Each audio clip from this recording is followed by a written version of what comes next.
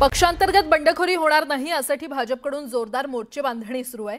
नगरपालिका आणि नगरपंचायत निवडणुकीमध्ये वैयक्तिक नाही तर पक्ष संघटनेलाच सर्वाधिक महत्त्व दिलं जाणार आहे। तर बंडखोरी करणाऱ्यांवर आतापासूनच कारवाईचे संकेत देण्यात आलेले आहेत।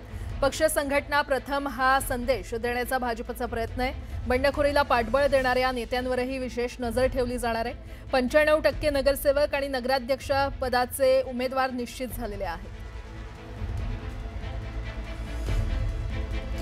आणि या संदर्भात अधिक माहिती देत आहेत आमचे प्रतिनिधी राहुल झोरी आपल्यासोबत जोडले गेलेले आहेत। राहुल, भाजपचे 95% उमेदवार निश्चित झाले असल्याचं कळतंय। बंडखोरी टाळण्यासाठी आता भाजपने मोर्चे बांधणी तर सुरूच केलेली आहे, काय अपडेट?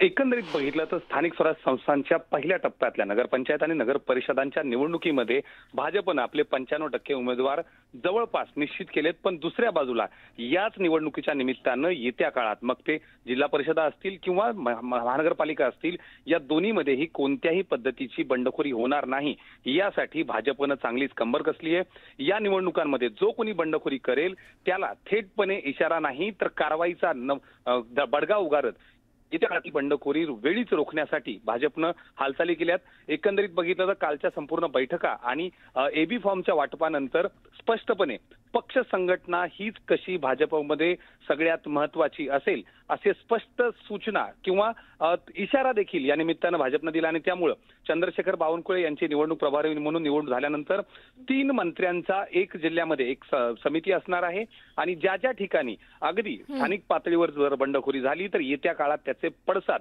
संबंधित कार्यकर्त्याला किंवा त्या गटाला भोगावे लागतील। आणि यामुळेच येत्या काळात म्हणजेच नगरपालिका आणि नगरपंचायतीनंतर देखील जिल्हा परिषदा आणि महानगरपालिकेमध्ये देखील कोणतीही बंडखोरी होणार नाही यासाठी भाजपनं एक मोठी तयारी केली आहे। ठीक आहे राहुल, धन्यवाद या संपूर्ण माहितीसाठी।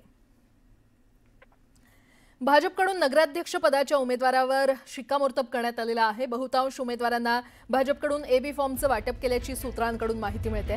काल संध्याकाळी उशिरा प्रदेश कार्यालयातून एबी फॉर्म रवाना करण्यात आले। उर्वरित जागांवरील उमेदवार निश्चिती 2 ते 3 दिवसात करणार असल्याची सूत्रांकडून माहिती मिळते।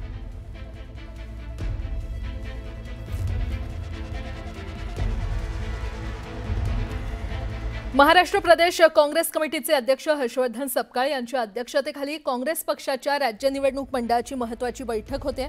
दादर इथे ही बैठक आयोजित करण्यात आलेली आहे। या बैठकीला विधिमंडळ काँग्रेस पक्षाचे नेते विजय वडेट्टीवार, सतेज उर्फ बंटी पाटील, ज्येष्ठ नेते काँग्रेस वर्किंग कमिटीचे सदस्य बाळासाहेब थोरात यांच्यासह निवड मंडळाचे सदस्य उपस्थित असल्याची माहिती आहे।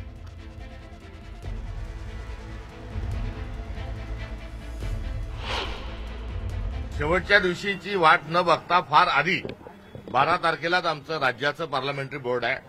आज महाराष्ट्रभरातल्या सर्व जिल्ह्यांवर चर्चा होईल आणि चर्चा ही उद्यापर्यंत देखील ही जाऊ शकते, कारण सर्व जिल्हे आज कदाचित होणार नाही। त्यामुळे मोठी एक प्रक्रिया राबवून आणि कुठेही कुठल्याही भागात कुठल्याही प्रकारचा वाद तंटा किंवा इतर काही गोष्टी न होता सर्वसमावेशक अशा धोरणाच्या अनुषंगानं सत्तेचं विकेंद्रीकरण पंचायत राज प्रणालीतच नव्हे तर तिकीट वाटपाच्या प्रक्रियेमध्ये देखील जबाबदारी सुनिश्चित करून एक पारदर्शक पद्धत ही अवलंबण्यात येत आहे। आणि आज या सर्व गोष्टींचा या ठिकाणी आढावा हा घेण्यात येईल आणि पुढील सूचना देण्यात येतील। त्या बाबतीत अशा पद्धतीची काही घोषणा होणं किंवा चाचपणी सुरू आहे का? मुंबईच्या महानगरपालिका निवडणुका अजून घोषित झाल्या नाही। काल कुठे आरक्षण निघालेले आहेत, त्यामुळे एकदा अर्जाची प्रक्रिया निवडणूक प्रक्रिया पुढे झाल्यानंतर याच्यावर बोलणं हे उचित ठरेल। मी आपल्याला काही वेगवेगळे जे निर्णय आज घ्यायचे त्या अनुषंगाने या ठिकाणी मी वक्तव्य केलेलं आहे। आम्ही इंडिया अलायन्सच्या अनुषंगानं आघाडीशी चर्चा करण्याच्या सूचना दिल्या होत्या आणि त्या ठिकाणी काही इतर जे घटक पक्ष आहेत यांच्यासोबत देखील चर्चा ही त्या ठिकाणी होऊ शकते। मात्र अद्यापपर्यंत इतर काही स्थानिक नेतृत्व किंवा स्थानिक काही आघाड्या ज्या आहेत त्यांच्यासोबत चर्चा झालेली आहे। मनसेच्या अनुषंगाने अद्यापपर्यंत कोणता प्रस्ताव नाही। बऱ्याच ठिकाणी आम्ही स्वबळावर देखील लढण्याच्या अनुषंगाने कार्यकर्त्यांचा आग्रह आहे। त्यामुळे एकंदरीत आज संध्याकाळपर्यंत या सर्व गोष्टी या ठिकाणी स्पष्ट होतील। आता बातमी नागपूरमधून काँग्रेस प्रदेशाध्यक्ष हर्षवर्धन सपकाळ यांनी सुनील केदार यांना दणका दिलेला आहे। गेल्या आठवड्यात जिल्हा निवड मंडळाची झालेली बैठक अवैध ठरवत आज पुन्हा बैठक घेण्याचे निर्देश देण्यात आलेले आहेत।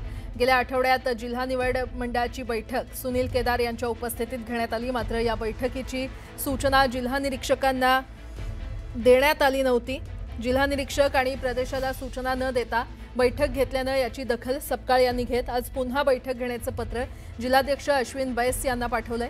काँग्रेसमधील गटबाजी ऐन निवडणुकीमध्ये उफाळून आली असून आजच्या बैठकीला सुनील केदार आता उपस्थित राहणार का हे पाहावं लागणार आहे।